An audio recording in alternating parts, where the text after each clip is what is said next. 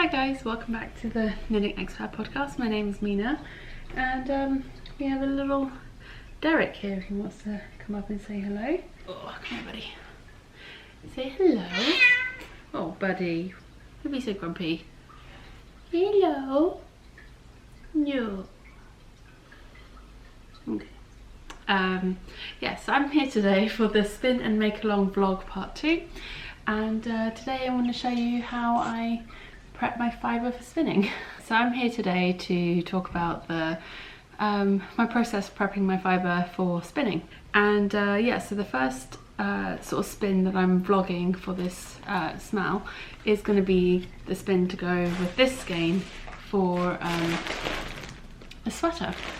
So I've had a few ideas on how I might spin these fibres and stuff like that, but and I'll talk through that a bit more as I'm prepping everything. I have these two bundles of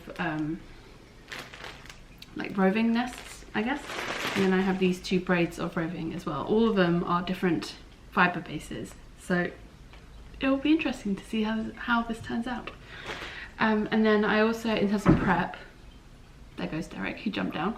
I don't actually have any prep tools, in the sense of I don't have any carders, I don't hand cards, I don't have a drum card, I don't have a blending board, I don't have like combs, anything like that. So all I have as tools technically is a set of weighing scales. So these are just my knitting weighing scales that I use to weigh stuff.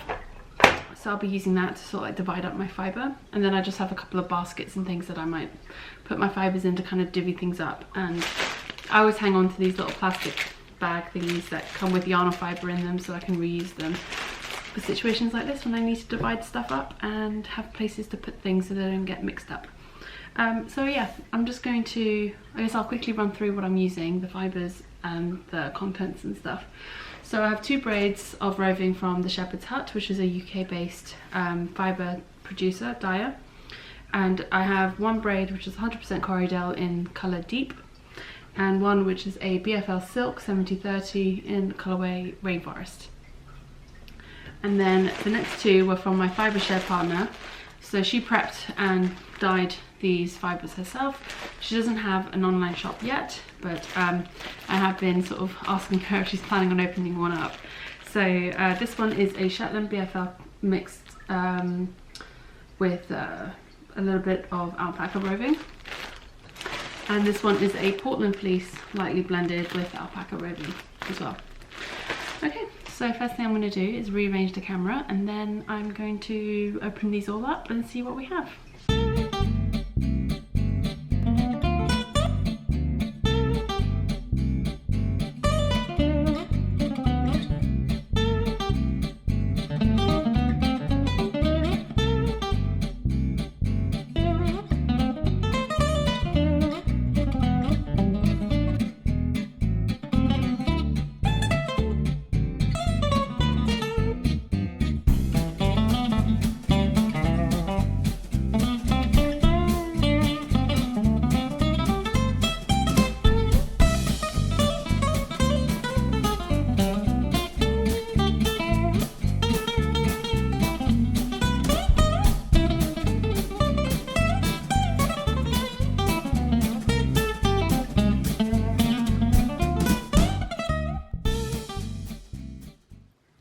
This is what we have, what we're working with, and I'm thinking a few different options for how I can split these up. I'm thinking maybe doing some sort of gradient thing, or blending some of the colours together, spinning some together and see how it goes, or maybe applying them together.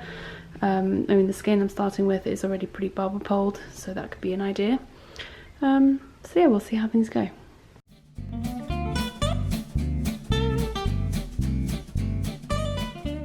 So I think I've come up with an idea of what I'm going to do. This BFL based fibre is quite soft, whereas the Corriedale is a little bit coarser, and then this Portland fleece is a little bit coarser, whereas the BFL silk here is quite soft.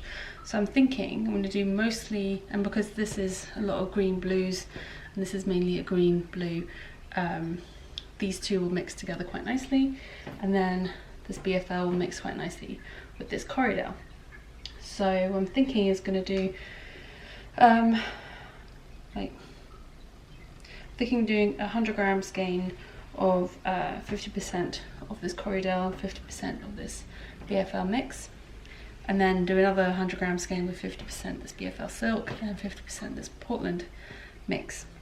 And then with the rest, I thought maybe switch it around a bit and kind of mix it up, and that way getting nicely blended skeins.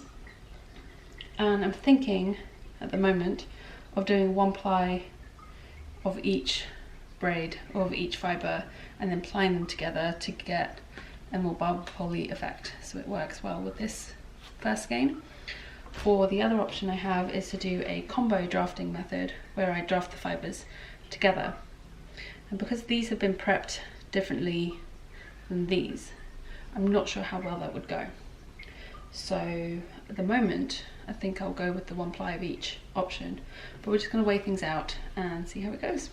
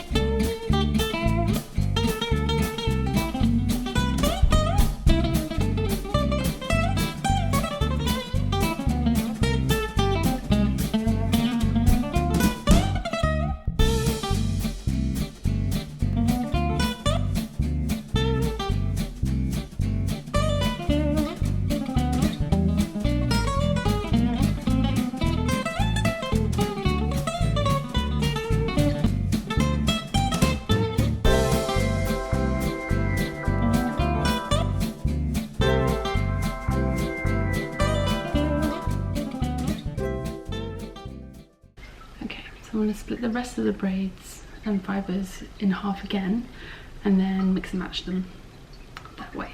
So.